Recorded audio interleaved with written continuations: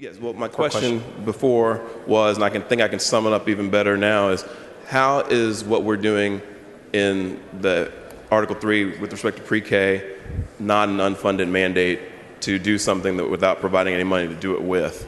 So again, and I just was handed the rider before I walked up here to help with Representative Rainey's colloquy with the chairman.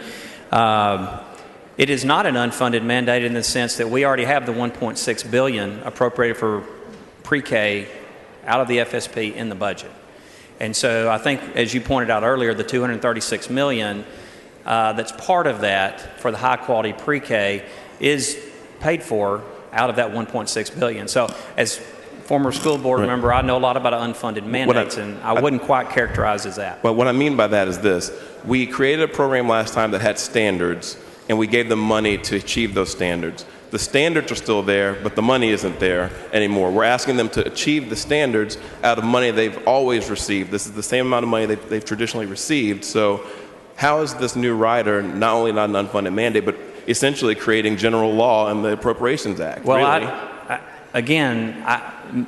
In reading the rider here, it just says out of the funds appropriated for pre-K, $1.6 billion, right, that the $236 million for this high-quality pre-K will be spent from those funds appropriated above the 1.6. So again, I'm not trying to be argumentative, but I know. I do think it is paid for. I think your point is last session it was a standalone item outside of the FSP. In addition to, that's the thing. It's not this. There was new money before. Now we're saying out of existing funds, please do what we passed a bill to tell you to do last session, but with no additional money to do it with. Do it out of what you used to get out of your existing funds. So they're supposed to now do things that are actually expensive and require some effort and resources to do, but without the resources. So that's the concern. I understand that, because you're right. Last session it was a standalone. It was $118 million.